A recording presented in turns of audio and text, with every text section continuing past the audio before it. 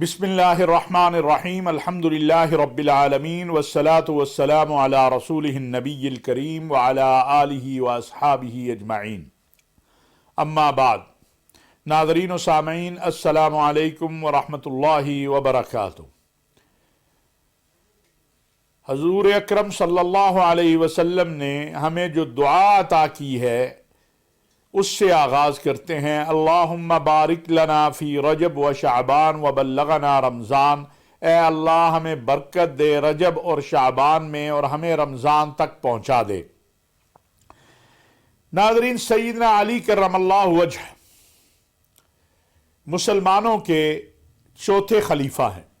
امیر المؤمنین سیدنا علی رضی اللہ تعالی عنہ رسول اللہ صلی اللہ علیہ وسلم کی صاحبزادی سیدہ طیبہ طاہرہ فاطمۃ الزہرا کے شوہر ہیں، حسنین کریمین کے والد ہیں۔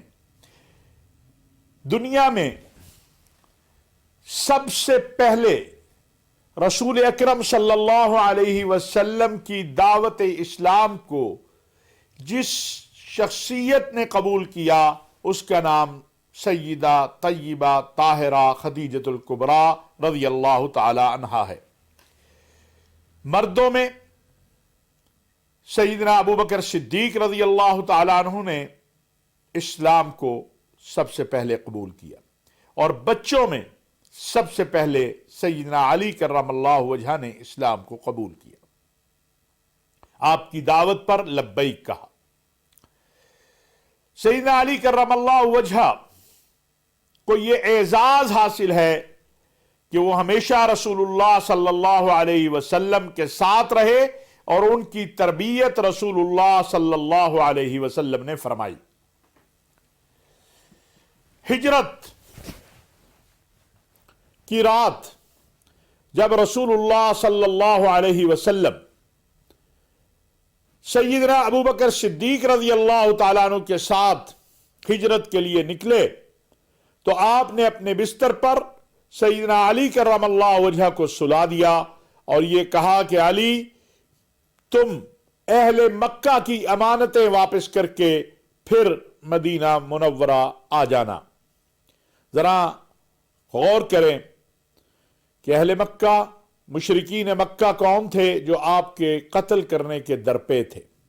معاذ اللہ وہ اس رات بھی اس نیت کے ساتھ نکلے تھے کہ خاتم المرسلین سید الانبیاء حضرت محمد مصطفیٰ صلی اللہ علیہ وسلم کو شہید کرنا ہے، لیکن اللہ رب العزت جس کی حفاظت کرے اسے کوئی نقصان نہیں پہنچا سکتا۔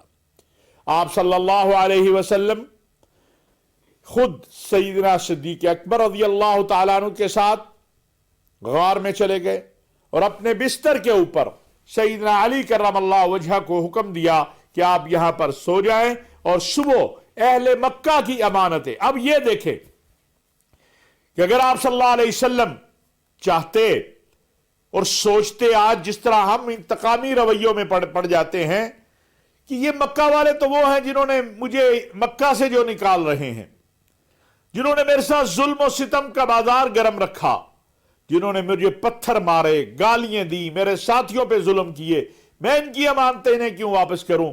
لیکن قربان جاؤں آقا علیہ الصلوۃ والسلام پر، کیونکہ کائنات عالم میں صادق اور امین صرف محمد الرسول اللہ صلی اللہ علیہ وسلم کا لقب ہے۔ صادق اور امین کو اعزاز اس لقب کو میرے آقا علیہ الصلوۃ والسلام سے نسبت کی وجہ سے ہے۔ آپ صلی اللہ علیہ وسلم کے بعد یہ کسی کا لقب نہیں ہو سکتا، اس لیے کہ انسانوں سے کوتاہیاں ہوتی ہے اور کامل سچے کو ہی صادق کہا جا سکتا ہے، کامل ایماندار کو ہی امانت دار کہا جا سکتا ہے اور امین کہا جا سکتا ہے۔ وہ صرف ایک ذات ہے، وہ محمد الرسول اللہ صلی اللہ علیہ وسلم ہے۔ آپ نے سیدنا علی کرم اللہ وجہ سے فرمایا کہ آپ اہل مکہ کی امانتیں واپس کر کے آپ مدینہ منورہ آ جانا۔ ناظرین، ایک بات یاد رکھیے، اصحاب رسول و اہل بیت سے محبت ایمان کا حصہ ہے۔ ہمیں آج 1450 سال کے بعد یہ حق حاصل نہیں ہے کہ ہم ان کے اوپر کوئی بات کریں۔ اللہ نے جن کو یہ اعزاز دیا کہ انہوں نے اپنے ہاتھ رسول اللہ صلی اللہ علیہ وسلم کے ہاتھ میں دے دیے، اور اللہ نے جن کو رسول اللہ صلی اللہ علیہ وسلم کا اہل بیت بنایا، ہمیں تو ان سے نسبت پر مان ہے، ان سے نسبت ہو جائے وہی قابل فخر ہے، کیونکہ ہم یہ سمجھتے ہیں کہ اصحاب رسول و اہل بیت سے نسبت ہو جانا ہی اس بات کی دلیل ہے، اور ان کے راستے پر۔ اور یہ بھی میں آپ کو عرض کروں، قرآن کریم میں کہا گیا لَقَدْ كَانَ لَكُمْ فِي رَسُولِ اللَّهِ أُسْوَةٌ حَسَنَةٌ، تمہارے لیے رسول اللہ صلی اللہ علیہ وسلم کی زندگی بہترین نمونہ ہے۔ اور میرے آقا و مولا سید الانبیاء حضرت محمد مصطفیٰ صلی اللہ علیہ وسلم نے فرمایا اصحابی کالنجوم بأیہم اقتدیتم اہتدیتم، میرے صحابہ ستاروں کے مانند ہیں، جس کو بھی پکڑ لو گے ہدایت پاؤ گے۔ سیدنا علی کرم اللہ وجہ ہر جنگ میں آقا علیہ السلام کے ساتھ ہے۔ جرت و بہادری اور شجاعت قیامت کی صبح تک جن پہ ناز کرے گی ان میں سیدنا علی المرتضی رضی اللہ تعالیٰ عنہ ہیں۔ آپ صلی اللہ علیہ وسلم نے فرمایا کہ علی میرے لیے ایسے ہی ہے جیسے حضرت موسیٰ علیہ السلام کے لیے حضرت ہارون تھے۔ آپ کا نکاح سیدہ فاطمہ الزہرا رضی اللہ تعالیٰ عنہ سے ہوا، اور اس نکاح کے عمل میں آپ کی معاونت کرنے والے، آپ کا ساتھ دینے والے سیدنا ابو بکر صدیق ہیں، سیدنا عمر ہے، سیدنا عثمان ہیں۔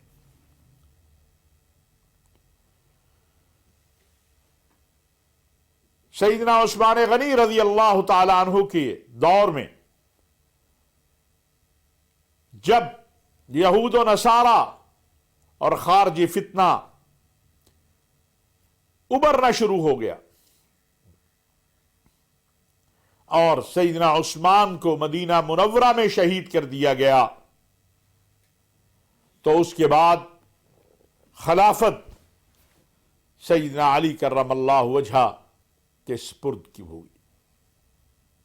بلکہ اگر میں یہ کہوں کہ امارت و خلافت کو اعزاز سیدنا علی کرم اللہ وجہہ نے دیا، اور آپ مسلمانوں کے چوتھے خلیفہ ہیں۔ آپ کو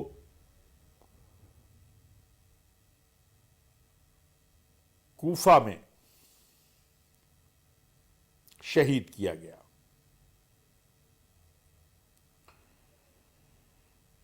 حضرت علی اسلام کے اور امت کے محسن۔ ایک مرتبہ مدینہ منورہ میں کچھ تقسیم ہو رہا تھا، سیدنا امام حسن تقسیم کر رہے تھے۔ ایک شخص آیا، اس نے کہا یہ جو آپ کھانا تقسیم کر رہے ہیں مجھے 2 آدمیوں کا چاہیے۔ سیدنا امام حسن نے کہا دوسرا کون ہے؟ کہا وہ جو سامنے بیٹھا ہوا ہے۔ انہوں نے کہا یہ اسی کے گھر سے تو تقسیم ہو رہا ہے، یہ انہی کے گھر سے تقسیم ہو رہا ہے۔ آپ کی جو نسبت ہے کہ آپ آقا علیہ السلام کے چچا زاد بھائی ہیں، آپ داماد ہیں، آپ سے سیدہ فاطمہ الزہرا اور سیدنا علی کی اولاد حسنین کریمین آپ صلی اللہ علیہ وسلم کی اولاد ہے۔ آپ کی تربیت رسول اللہ صلی اللہ علیہ وسلم نے فرمائی ہے۔ خلفاء راشدین کی معاونت اور ان کے لیے ہمیشہ مشورہ وہ سیدنا علی کرم اللہ وجہہ دیتے رہے ہیں۔ ناظرین، ہم تو صرف ان کا ذکر اس لیے کرتے ہیں، اور کائنات عالم میں ساری مقررین، کتابیں لکھنے والے محررین، جمع ہو جائیں ان کے فضائل بیان نہیں ہو سکتے۔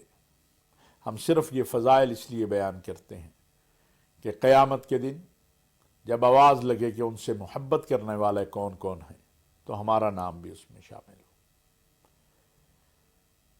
فرشتے وہ فہرست جب لے کر آئیں کہ اصحاب رسول و اہل بیت سے کون کون محبت کرتا تھا، سیدنا علی المرتضیٰ سے کون محبت کرنے والا تھا، سیدنا حسن و حسین سے کون محبت کرنے والا تھا، کون حیدری اور حسینی ہونے پہ فخر کرتا تھا اور حسنی ہونے پہ فخر کرتا تھا، تو اس میں ہمارا نام بھی شامل ہو۔ انشاءاللہ اس پر کل بھی بات ہوگی۔ آج ایک دو اور موضوع ہیں جس کے حوالے سے میں چند باتیں عرض کرنا چاہتا ہوں۔ ناظرین، وزیر اعظم پاکستان میاں محمد شہباز شریف صاحب نے آل پارٹیز کانفرنس بلائی ہے، یہ 7 فروری کو ہوگی۔ کل پشاور میں تمام جماعتوں کی موجودگی میں ایپیکس کمیٹی کا بھی اجلاس ہوا ہے۔ وطن عزیز پاکستان کے حالات تقاضا کرتے ہیں، جس کا ہم بار بار ذکر کرتے آئے ہیں۔ ہم نے یہ اے پی سی کا بھی میں نے اسی پروگرام میں بات کی تھی۔ میں مشکور ہوں وزیر اعظم صاحب کا کہ انہوں نے قومی یکجہتی کے لیے ایک بار پھر ہاتھ بڑھایا ہے، قدم بڑھایا ہے۔ ایپیکس کمیٹی کے اجلاس میں افسوس کی بات ہے کہ تحریک انصاف کے قائدین کو بلایا گیا، وہ نہیں گئے، اور اب اطلاعات یہ ہیں کہ محترم عمران خان صاحب اور ان کی جماعت آل پارٹیز کانفرنس میں بھی نہیں جا رہی ہے۔ یہ دکھ کی بات ہے۔ پاکستانیوں کا خون بہہ رہا ہے۔ پاکستان معاشی اور اقتصادی طور پر اچھے حالات میں نہیں ہے۔ کیا اگر پاکستانی روپیہ گر رہا ہے تو اس سے تحریک انصاف کو کوئی فائدہ ہو رہا ہے یا اس کے ووٹرز کو؟ وہ بھی تو پاکستانی ہیں۔ ہاں، سیاست کو ممکن ہے فائدہ ہو، یا ہم سیاست کے لیے یہ استعمال کریں کہ دیکھیں جی کیا ہو گیا ہے، لیکن اس وقت سیاست سے زیادہ ریاست کو بچانے، اپنی قوم کو بچانے اور قومی وحدت کی ضرورت ہے۔ عمران خان صاحب سے ہماری گزارش اور اپیل ہے کہ وہ آگے بڑھے اور سانحہ اے پی ایس اسکول کی طرح اس کانفرنس میں شریک ہوں، بیٹھے قومی قیادت کے ساتھ، ٹیبل پہ بیٹھ کے مسائل حل ہوتے ہیں۔ اگر کوئی بات قابل اعتراض ہے تو وہ بھی ٹیبل پر بیٹھ کر ہی حل ہوگی۔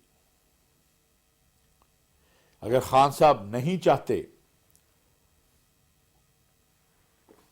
کہ وہ شہباز شریف صاحب کے ساتھ بیٹھیں تو ان کو پھر بھی اپنا وفد بھیجنا چاہیے۔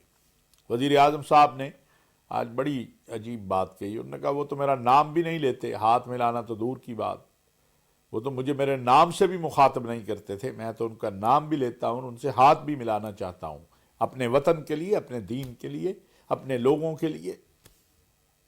کاش اس بات کا احساس ہم سب کو ہو جائے کہ قوم اور وطن ہماری اناؤں اور ہماری سیاست سے زیادہ اہم ہے۔ باقی جو صورتحال ہے میں سمجھتا ہوں کہ حکومت کو آگے بڑھنا چاہیے۔ بعض چھوٹے چھوٹے مسائل ایسے ہیں جو بات چیت سے حل ہو سکتے ہیں۔ لڑنے کا وقت نہیں ہے۔ کیا پیغام ہم آپس میں لڑ کے دیں گے ان ماؤں کو، ان بہنوں کو، ان بیٹیوں کو، ان بچوں کو جن کے پیارے قربان ہو رہے ہیں؟ اور ناظرین، آخر میں آئی جی خیبر پختونخوا کے درد کا بیان کرنا چاہتا ہوں۔ ایک طرف اس کے جوان اس کے سامنے قربان ہو گئے، شہید ہو گئے، دوسری طرف ہم نے تانا زنی شروع کر رکھی ہے۔ گزارش صرف اتنی ہے کہ ایسے موقعوں پر ساتھ دیا جاتا ہے، ساتھ کھڑے ہوا جاتا ہے۔ اگر کوئی غلطی کہیں ہوئی ہے اس غلطی کی اصلاح کے لیے مشورہ دیا جاتا ہے، پتھر نہیں مارے جاتے۔ ہمیں احساس ہے جو شہداء کے ساتھیوں کے جذبات اور احساسات ہیں، لیکن ہمیں اپنی اتحاد سے، اپنی وحدت سے چیزوں کو ٹھیک کرنا ہے۔ یہ ممکن نہیں ہے کہ ہم دست و گریبان رہیں اور پاکستان ٹھیک ہو جائے۔ پاکستان کو اگر ٹھیک کرنا ہے تو ہم سب کو اپنی ذمہ داری پوری کرنی ہوگی، اپنے کندھوں پر آنے والی ذمہ داری کو پورا کرنا ہوگا۔ اللہ رب العزت سے دعا ہے کہ اللہ تعالیٰ پاکستان اور اہل پاکستان کو اپنے حفظ و امان میں رکھے اور ہمارے سلامتی کے اداروں، افواج پاکستان کو ہر طرح کے شرور سے محفوظ کرے، پاکستان کو امن سلامتی کا گہوارہ بنائے، جو ہمارے شہداء ہیں ان کے درجات کو بلند فرمائے، اور جو ہمارے غازی ہیں اللہ ان کو جلد از جلد صحت عطا فرمائے، اور ان کے لواحقین کو صبر دے، ہمت دے، حوصلہ دے، اور جو پاکستان کا برا چاہ رہے ہیں رب کریم انہیں ہدایت دے، اور اگر ان کے مقدر میں ہدایت نہیں ہے تو پھر تباہی و بربادی رب تعالیٰ ان کا نصیب کرے۔ بے گناہ انسانوں کا خون بہانے والے یاد رکھے قیامت کے دن حساب ہونا ہے، اور یہ بے گناہ پوچھیں گے بِأَيِّ ذَنبٍ قُتِلَتْ، کس جرم میں قتل کیا گیا ان کو، کس جرم میں ان کو مارا گیا، ان کا جرم کیا ہے؟ کہ وہ مسجد میں نماز پڑھنے آئے تھے۔ اللہ تعالی ہم سب کو محفوظ رکھے، اپنے حفظ و امان میں رکھے، اپنی پناہ میں رکھے۔ وما علینا الا البلاغ۔